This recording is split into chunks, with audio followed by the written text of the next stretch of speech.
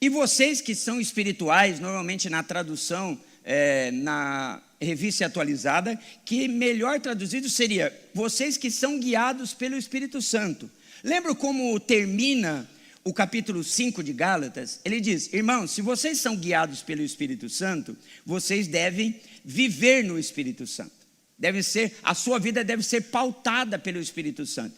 Enquanto quando a Bíblia fala em espiritualidade, simplesmente ela está dizendo que alguém é espiritual quando alguém é conduzido pelo Espírito Santo. Os frutos do Espírito Santo estão presentes na sua vida e na minha vida. Essa é uma pessoa espiritual.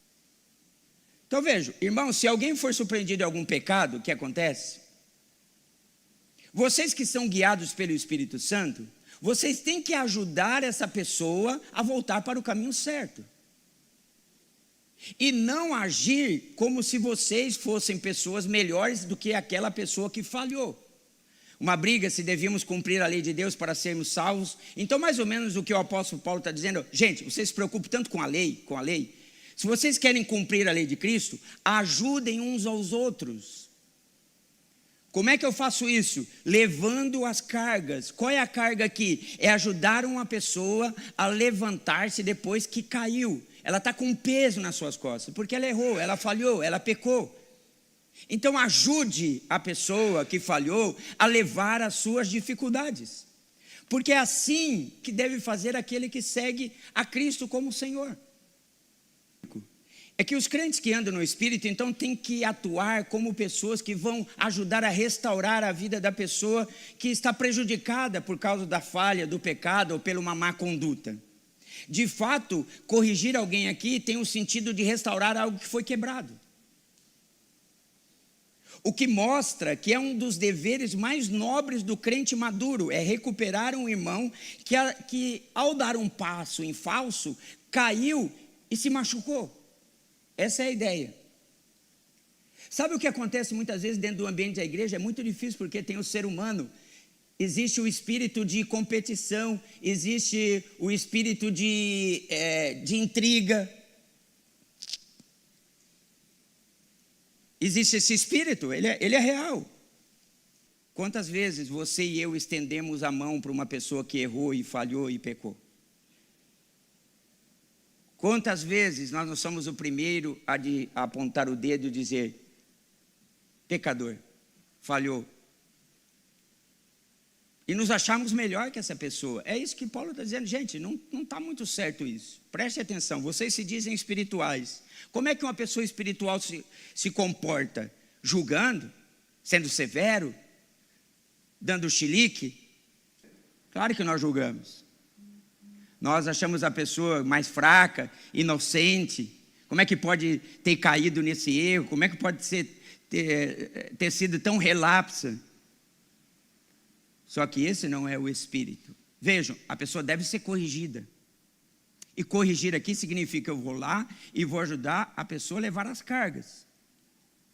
No ambiente hoje, você ouvir palavras que apenas te massageiam o teu ego e diz para você que nós somos igreja e Deus tem um grande plano para você, e igreja simplesmente é um lugar onde todo mundo vai, como se fosse um ambiente de teatro, um ambiente de palestra e de show, e aí depois todo mundo vai embora e a vida segue. Não é assim.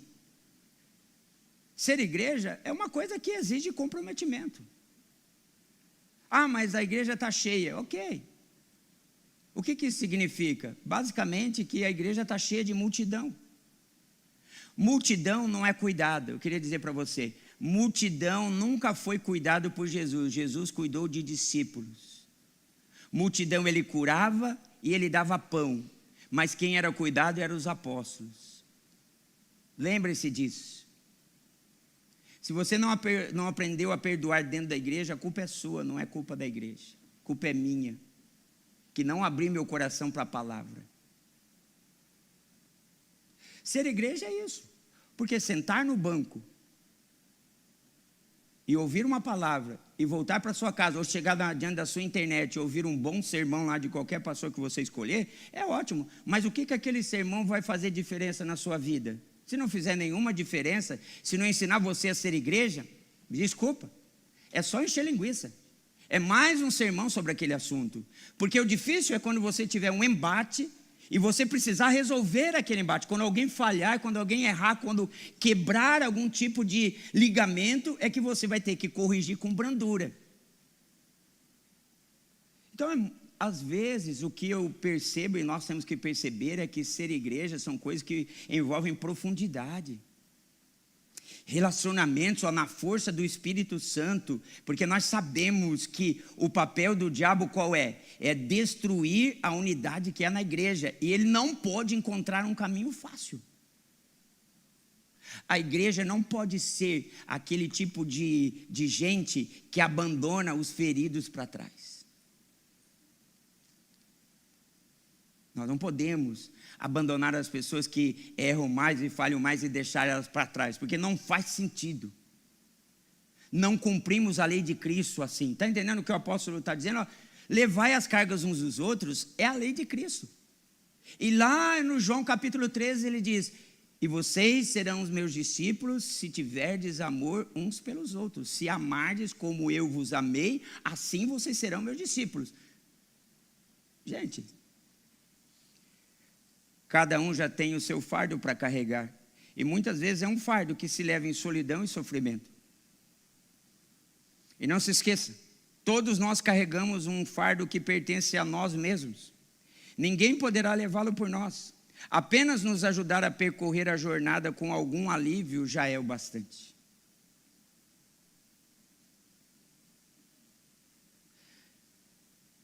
O que Paulo está ensinando é que a igreja não precisa de juízes. A igreja precisa de pessoas que levem os fardos uns dos outros. E aqui não está dizendo que isso é uma função exclusivamente do pastor ou do líder da igreja. Isso é uma função da igreja. Porque viver a igreja na plenitude é isso, é cada um cuidar um do outro. Então, nós não podemos ser como Caim. Lembra o que Caim disse para Deus? Quando foi perguntado sobre Abel? O que ele disse? Acaso sou tutor do meu irmão? Assim, agora eu tenho que cuidar de gente barbada? Sim, tem, Se você é redimido pelo sangue do Cordeiro, se você é uma pessoa espiritual, você tem essa responsabilidade, me desculpe. Está muito cômodo para você e para mim ficar na nossa posição, eu não incomodo ninguém, ninguém me incomoda. Mas isso não é ser igreja. Isso não é ser igreja.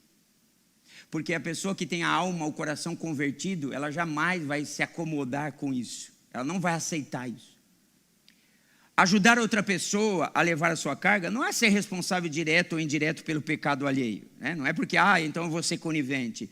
Não, pelo contrário, cada um tem o seu peso diário para levar sobre si. Já somos responsáveis pelos nossos próprios erros. Contudo, demonstra nossa espiritualidade sadia, pois somos conscientes de nossa responsabilidade diante de Deus e dos homens. Carregamos nossos fardos e somos impelidos a ajudar os outros em sua jornada cristã, gente. A jornada cristã não é solitária. Nada é solitário. Tudo que você faz influencia as pessoas para o bem e para o mal. Tem muita gente que fala, a vida é minha, eu faço o que eu quero. Não é verdade. Não é verdade. O dinheiro é meu, eu bebo, eu fumo. Não é verdade. Porque quando você ficar doente, você vai depender da sua família. Você vai causar preocupação para a sua família. Ninguém é sozinho. Ninguém é sozinho. É uma ilusão. A vida é minha, eu faço o que eu quero. Não é verdade. Não é verdade.